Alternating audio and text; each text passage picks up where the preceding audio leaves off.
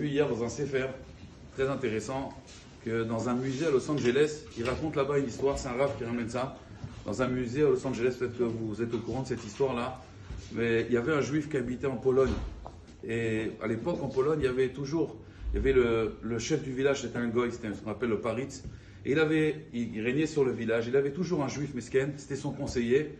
Alors il lui donnait des conseils dans les affaires, mais toujours il méprisait le juif. Alors que le juif était très raham, il lui donnait des très très bons conseils. Et toujours, comme il se sentait, il ne voulait pas que le juif se sente supérieur, alors il le rabaissait tout le temps.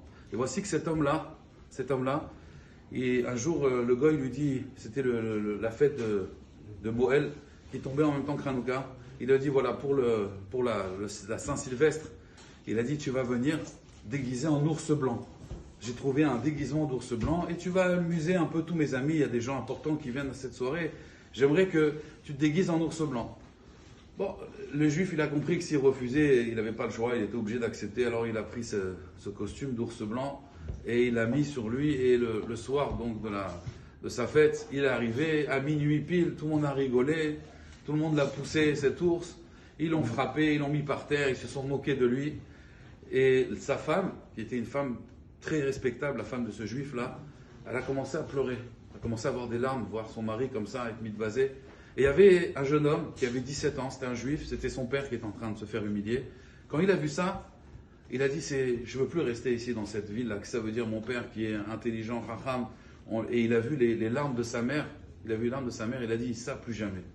Le lendemain, il était voir son père, il lui a dit, papa, regarde, j'ai appris qu'aux États-Unis, à l'époque, vous savez, il y avait la guerre en Amérique, contre le Nord, contre le Sud, vous savez, la fameuse guerre qui a duré, voilà. Et il a dit, écoute, j'ai appris que bientôt ils vont gagner la guerre et que ça va être un pays libre.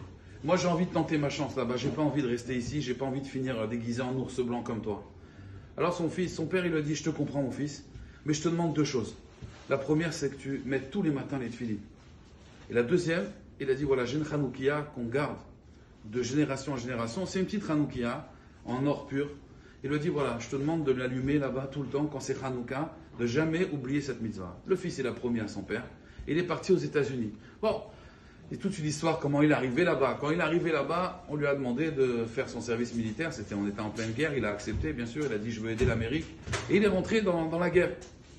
Et voici que la guerre, elle durait. Et un jour, ils étaient dans un campement, ils avaient froid, ils avaient faim, ils n'avaient plus de vivres.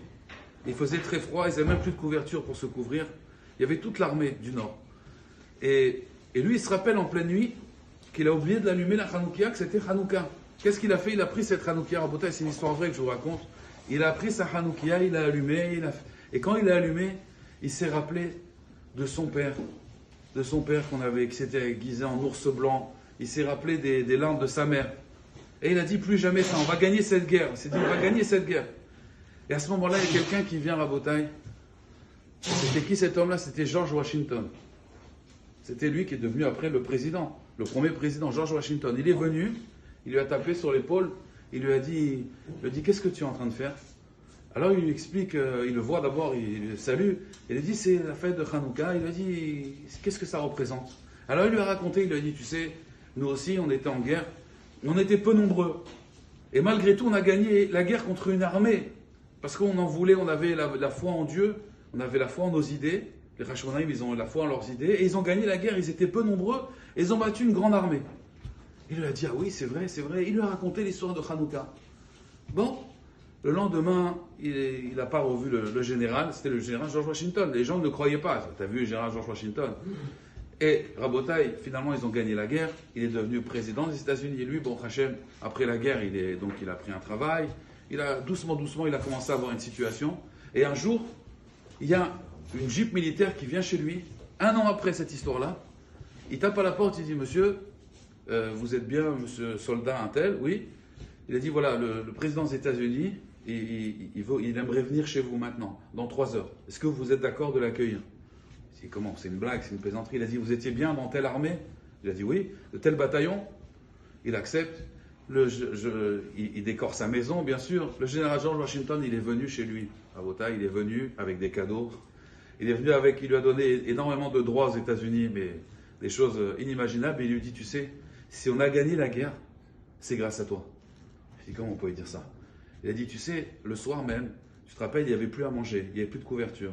Et je me suis dit, j'allais lever, j'étais en train d'hésiter à lever le drapeau blanc. Je voulais capituler. Ce qui m'a donné du courage, c'est ton histoire de Hanouka.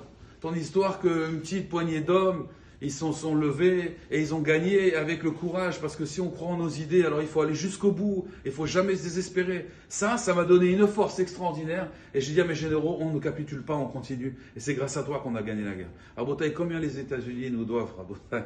S'ils ont gagné la guerre, c'est par le message de Hanouka. Mais en vérité, c'est pas pour ça que je dis ce Dvar Torah. Ce Dvar Torah, c'est que le message en été puissant de Hanouka, c'est ça. C'est que même si on est une petite poignée d'hommes, même si des fois, si notre idée elle est vraie, si elle est émette, si on y croit, il faut aller jusqu'au bout et Akadosh Baruch Hu, il amènera B'at Hashem la victoire.